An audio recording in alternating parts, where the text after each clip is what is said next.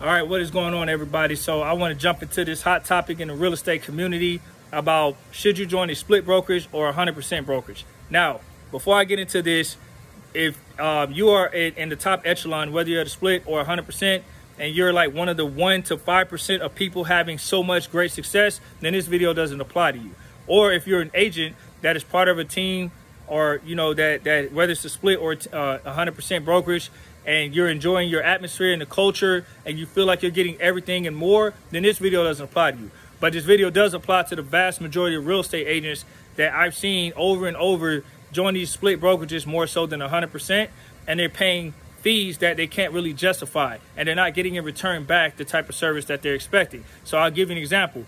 If you join the split brokerage, right, and I'm specifically isolating split brokerages because 100% brokerage, the one thing that they have is most of them don't have the monthly fees or the fees that are associated with their brokerage. You're just paying a transaction fee to the broker and you keep everything else. You truly own 100% take-home pay of your work, right?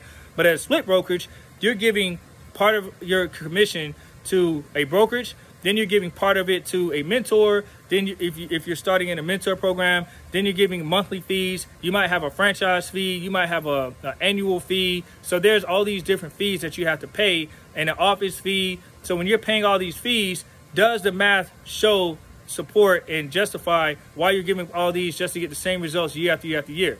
So in a split brokerage, right, they all pretty much work very similar.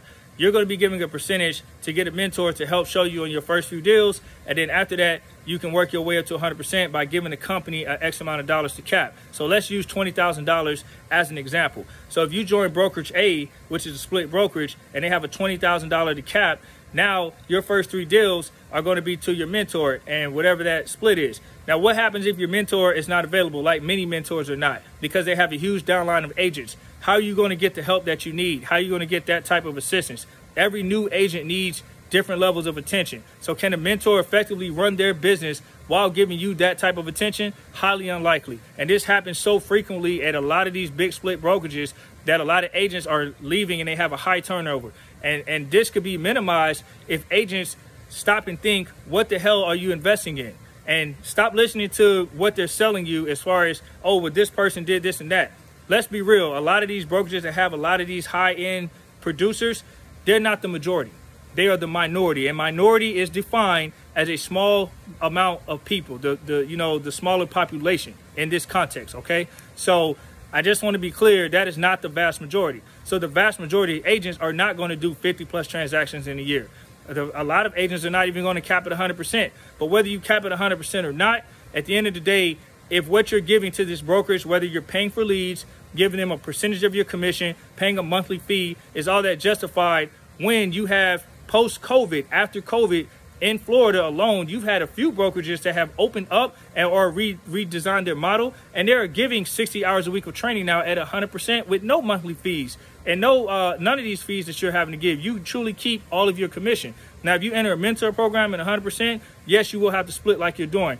But a lot of the difference is their models are designed where the mentor is salary and they're giving you help, and they're not allowed to really do a lot of transactions unless it's personal. So they have more time to focus on the agent. Whereas a lot of these split brokerages, they don't have that. They're just adding another number, building this huge downline, and depending on how much you produce is how much attention you get. This is a real thing in the real estate community that a lot of agents are not talking about in the forefront, and they feel like they're trapped, and they see, they switch to another brokerage and have the same problem. So at some point, guys, you got to understand this is your business, all right? If you're going to join a split brokerage, then make sure you ask as many questions as you want. Make sure you are getting the proper support that you need, because all that extra stuff that they tell you is irrelevant if you don't know how the hell to write a contract and negotiate and close a deal. It's that simple. Those are the 3 key things in doing real estate transactions, all right? So not every mentor is going to be paired or fit for you. And if you're joining, shouldn't you have a say-so of what mentor you work with? A lot of these split brokerages assign you a mentor and you don't even know who the hell they are. And next thing you know, you might not be a good fit, and you're like, I need another mentor, and I need this, I need that, and you're still hopping around. And then you get told by these split brokerages that 100% brokerage doesn't train. That is false. Guys, do your research. I went out and I can find 3 brokerages. I'm not going to name drop them because I don't work for them, but I found 3 brokerages in addition to another one that is 100%. They have multiple compensation models on top of that, and they offer a lot of the same things, and they have a better CRM, and they're not charging you nowhere as near as much to be a realtor there. And when I did the math on the spreadsheet, I'm like, this brokerage might have $5,000 that you spend after 10 transactions. This other brokerage, you're giving them in totality $70,000 or more, because you got a cap at $20,000. So if you've been there for 3 years, think about it. In 3 years, at brokerage A, if it's $5,000, then you're giving them $15,000 in 3 years. But at brokerage B, if you're at the split one, you're giving them at least $60,000 alone just to cap, not including your monthly, annual, and franchise fees. So if you're going to pay all that and still not get the help and still not enhance your production, why don't you just keep all that at a cheaper cost? You know, it is just something to think about.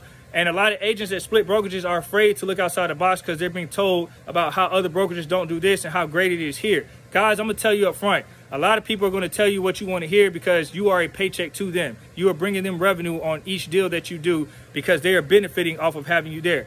Ask yourself, when you got your license, why the hell do you think all these random brokerages started texting and emailing you, people that you don't even know? And you're like, how the hell they get my number asking you to join a brokerage? The reason why they're aggressive like that is because you're going to make them money. That's the whole model of real estate. Unless you have your own brokerage and you're a broker, you're going to benefit someone else with your labor. So that's not a bad thing, but I'm saying if you're going to go in that model, then make sure you're getting what you're paying them. If you're paying for leads on the leads team, then you should be capping. Why the hell is some of you paying for leads and you're not capping? They're taking more percentage away from you. Every leads team is not designed the same way with a commission split. And here's the secret, guys. You don't have to pay for leads to do business. You can get those same leads for free if you're with somebody who shows you how to do it organically, the correct way. And it's proven. They have models at 100% brokerages that actually show you this stuff, how to optimize your leads using free sources. But you will never know that because you're believing a lot of the things that these people who have had success, and they're telling you you can't do this unless you pay for this and do this cold calling every day, this and that. Those can be effective for some people, but everybody's not going to be good at cold calling. Everybody's not going to be good at door knocking. Everybody's not going to be good on social media. Everyone has their own individual skill set, and you have to find a place that fits you. And when you do, yes, you can go outside the box and have success, but there's a lot of people who go outside the box and don't. So what I'm saying is just make sure if you're going to be allowing a percentage to be taken away, make sure it is worth the investment, because a lot of you are giving these people your money and they're not giving you their time. I'm going to leave it at that. So at 100% brokerage, all of them don't have great leaders either, but at least you're keeping your net pay, and they do have training. But you got to do your research and go outside of the window that you have been presented, all right? I want to make this video, and I hope this encourages people, whether you're the split or 100%, just make sure you're happy and you're getting what you invested in. But at 100%, like I said, I'm going to reiterate it one last time, you are not having to pay those monthly fees. And if you're having this one production over here, you can do that over here as well and save that and still have the same production. And, you know, who knows? You can take off there. It just depends. All right. I hope this video helps somebody. Have a blessed day. Take care.